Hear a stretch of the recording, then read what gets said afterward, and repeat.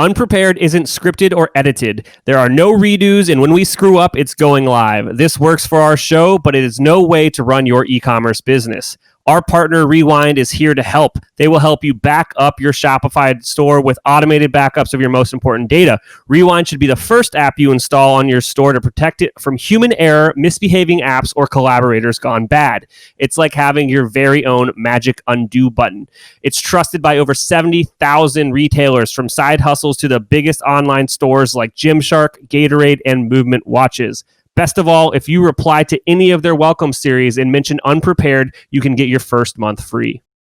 Hey, everybody. Welcome back to another episode of Unprepared. I'm your host, Chase Clymer, and on take 2, we're going to talk about chatbots with my good friend Greg from Ometrics and Ochatbot. How are you doing today? I'm doing very well. How are you today? I'm doing great. I am learning twice as much about chatbots as everybody else on this episode.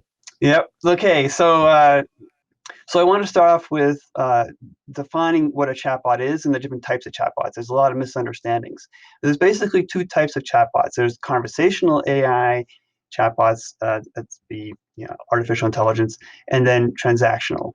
So a conversational is smart speakers, Google, Alexa, Siri, and then the transactional are e-commerce chatbots, lead bots, and support bots.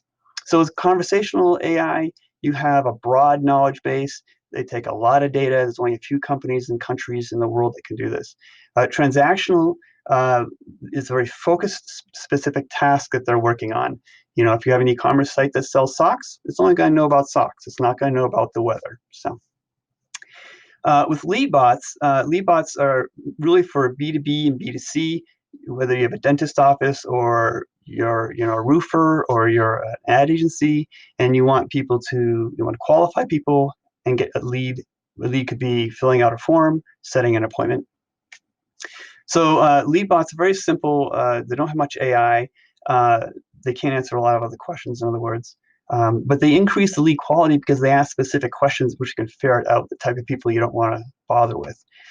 They engage easily with people, and they ask the questions during the right point of the sales journey.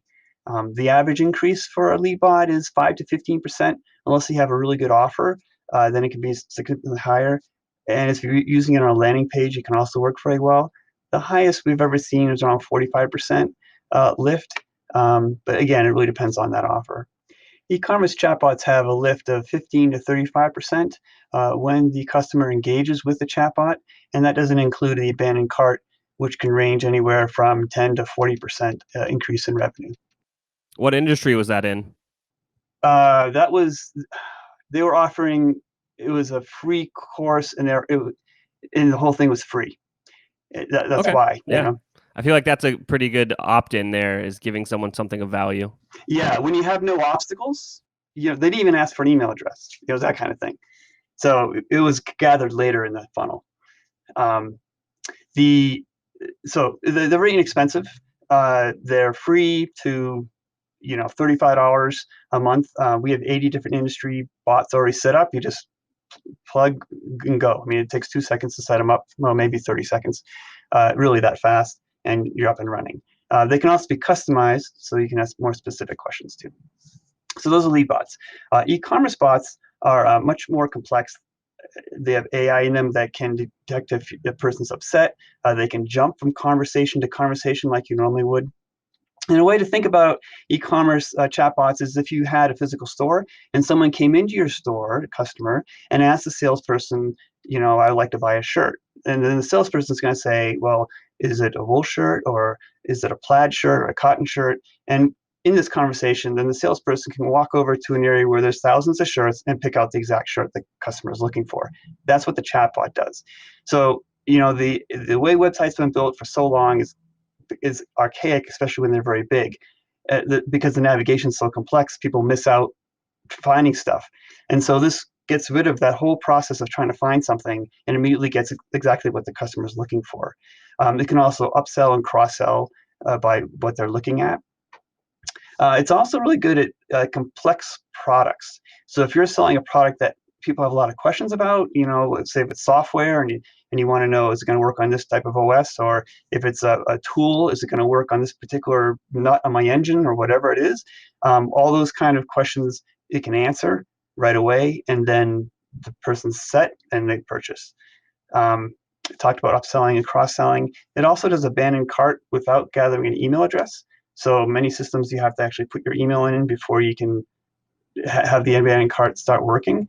This works without that. It handles all support type questions, which we'll go into in a minute later. I guess the most common one is the where's my order? People always want to know where their order is after it was shipped. This is the most common thing we see across all the bots that's being asked. And so the bots do order status and basically looking at, was the product built yet? And then is it been shipped? So it can do both those pieces, order tracking and order status. The bots connect to any type of e-commerce system you have. So it can pull the data from the database, present it inside the chat window, have video and images. It can be searched and presented in a certain way so that you could have, let's say your most profitable products will show first in the search results, or however you want to set that up. And then you can add to cart directly from there, or go to the product page to get more information. In the support piece, it can switch to live chat if they need to. The most interesting thing we see about e-commerce carts is the insights we get. Because we're tracking all those conversations that are always happening, we can then do analysis of that data and find out marketing questions, marketing insights, strategy, product.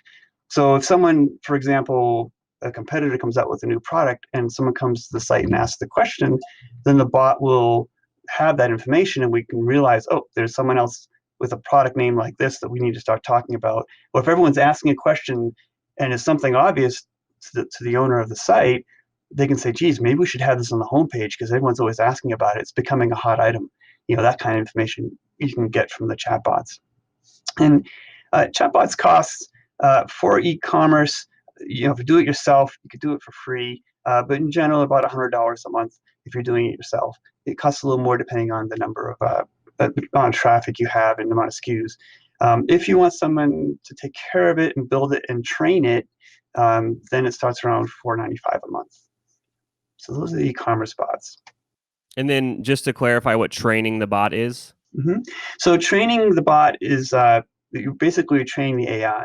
So when a question comes in, the bot doesn't know how to answer, or maybe it was typed differently, then it hits what we call a fallback. And a fallback is kind of a gentle way to say, oh, gee, I'm sorry, I don't understand what you mean. Can you say that a different way? Or would you like to talk to a live chat? We see those and look at them every day, and then fix that question or talk to the client and ask, how do you want us to respond to this particular question about a warranty issue or whatever it is? And over time, the bot gets smarter and smarter and smarter because it has all these questions being answered, and we never run into this problem twice, right? Because it's fixed right away. So if you're going to do it yourself, you need to be training your bot all the time. Otherwise, we can take care of it for you. And that's the difference between a do-it-yourself and a pro plan. So. Awesome. The last type of bot is a support bot. And so a support bot is a simpler bot than an e-commerce bot. It answers all your FAQ kind of questions. We take all the data from your ticketing system and put it in there. It connects to your ticketing system, or your CRM, or whatever type of support system you're using, and that can track all that stuff that way. Most people think, oh, if I get a support bot, I can get rid of all my support people, which isn't true. The goal of the support bot is to answer those low and medium level type questions that happen over and over again, so that the customer gets an answer right away, because that's good, because they don't want to wait 30 seconds or a minute for a live chat and then type and type to get it to work right. So they're happy. And then the support people don't have to answer the same question over and over and over again 24/7. The more complex questions, they still go to support. So those questions that really need to be answered by a human, or complex problems, those are still answered. So your support people are happier because they're dealing with questions that are more stimulating intellectually, and then your customers are happy because the simple ones are being answered, and then the ones they really need to talk to, they talk to somebody. So Yeah, that's pretty cool. Takes your tickets down is another way to think about it. Exactly, and it can drop. I mean, we've had some clients, and we're like, "Gee, we're seeing this much lift in your revenue. We thought we'd see more." And they're like, "Are you kidding me? I'm getting 100 less calls a day." And they're ecstatic. And it's like, "Well, yeah, Yeah, that's that great." sounds great. So every company has their own goal and what they want the bot to do. It's not always sales. It could be just reducing over work, the workload of the company. Yeah, which is directly tied to profits. Yes. Yeah. Awesome. I know that for all of these types of products, you guys offer a free plan, and not only that, you have a course. Can you tell us a little bit more about that? Sure.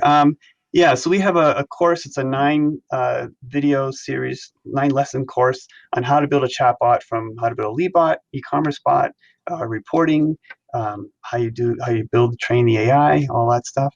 So that's at ometrics.com/chatbot course. If you just go to Metrics or Ochatbot, you'll see a link there to take the course. It's free, of course. Um, yeah, and so that's one way of learning and understanding if you want to do this yourself or if you want someone else to do it, and what it really encompasses. Uh, and of course, we provide free support, so we can always help you out that way too. So, getting understanding of everything and how detailed you need to be or not be is important. And that's what the course does. Yeah, I think that understanding what you're getting into is definitely the first step of being able to kind of outsource it or have someone else do it for you. So yeah, if I'm interested in this, I want to know more. I want to get a hold of you. What should I do? Just go to ometrics.com or chatbot.com. You can always connect to the company at support@ometrics.com. That will flag a ticket and come to me. If you want to get to me personally, directly, just greg@ometrics.com. Thank you so much for coming on. Thank you. It's been a pleasure.